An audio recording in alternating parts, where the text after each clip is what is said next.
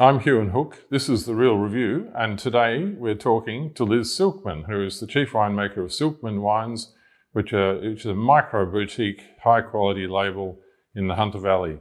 In her daytime job, I guess Liz is the chief winemaker also for First Creek, a much bigger brand and a very well-known, also a contract winemaking business in the Hunter Valley, which is the biggest winemaker of other people's wines in the Hunter Valley. But Silkman is the pinnacle. That's their own label. Liz Silkman and her husband Sean, they own that by themselves, and that's why she's here today with us. So hello, Liz, and it's good to talk to you. Hi, however. Good to see you.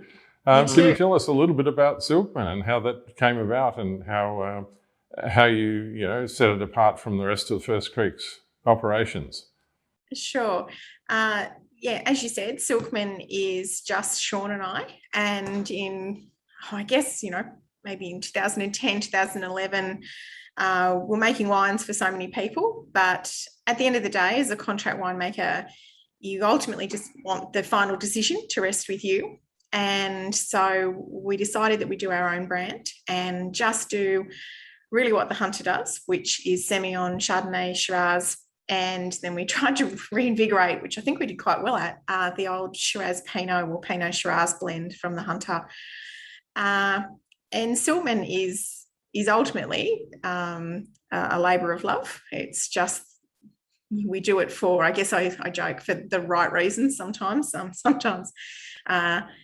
Just to make wines that we want to drink, that show the vineyards that I've been taking for years, and just make them in the style that we think they should be. So while we don't own vineyards, most of our vineyards are on either leases or 20-year contracts, which I've taken for years. One of the old Semillon vineyards called Blackberry, I took in my Tempest 2 days. So next year will be 20 years that I've made Blackberry Sem.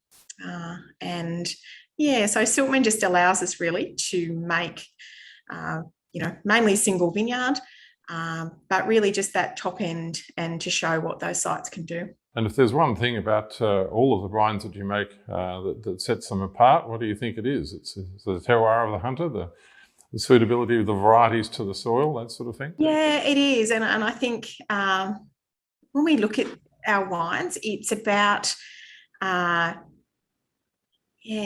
just letting them be, if that makes it sounds like a very lazy way to make wine, doesn't it? Sounds like a hands-off approach.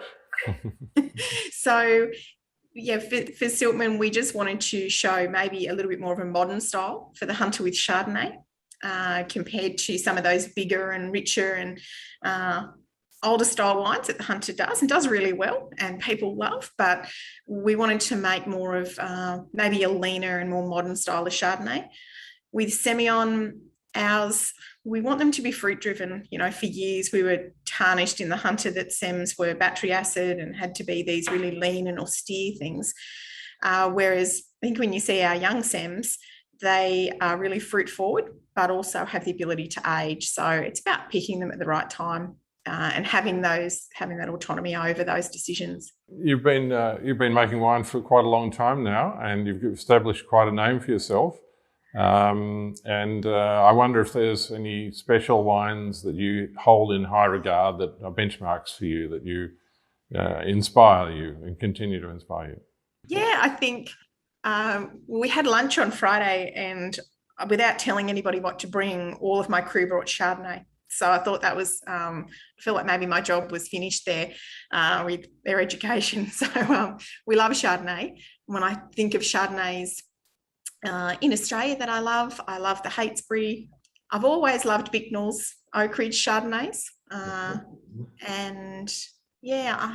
think, who else do I do love Cezzy's Yarra Yerrings. I think that what she's done there with bringing, more fruit-driven styles to those has obviously rewarded her, and they're lovely to see.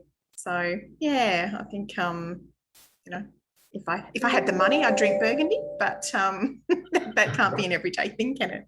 And of all the wines that you make, Liz, what would be your favourite, personal favourite? What do you drink the most of? Chardonnay. Chardonnay. Yeah. It doesn't last long in the house, and I don't know if that's terrible. We were always told not to have cellar palates and, try and drink broadly and all these things. But at the end of the day, yeah, the Silkman Chardonnay goes down well at home. Well, obviously, with the Silkman range, it's quite a limited range, isn't it? There aren't too many SKUs in that range. But No, there's not. But for First Creek, you make a lot of wines from other places and a lot of different varieties. Are there any that particularly excite you at the moment, of the newer varieties? Yeah, look, we actually have a bit of Fiano and Vermentino that we're playing with here in the Hunter, which is really good fun and something different, and probably has pushed, what we look at in the winery a little more in the last couple of years, just to see what style we do want to make. One of the issues I see in the Australian industry is that we get all these new varieties, and then all of a sudden winemakers maybe don't know which way we want to make them go. And so, for me, we're sort of playing around with the Vermentino and Fiano with texture and old oak and lees and all those sorts of things, just to see, what we like, what comes up well, and really, what becomes a really good drink. And what region are you talking about there? Are they Hunter or are they from somewhere else? They're Hunter. So we take from, it was called the old Travertine Vineyard, Huon. So it's up sort of in the Belford area. And they planted Fiano on that nearly 6-7 years ago now. And so it's sort of just stopped being young vine and starting to really produce some lovely fruit. So that Fiano we've made now for 3 years. And we made it in so many different ways. One year, Annabelle, the other winemaker, and I made it, and it was really leesy and complex and all this oak, and we loved it.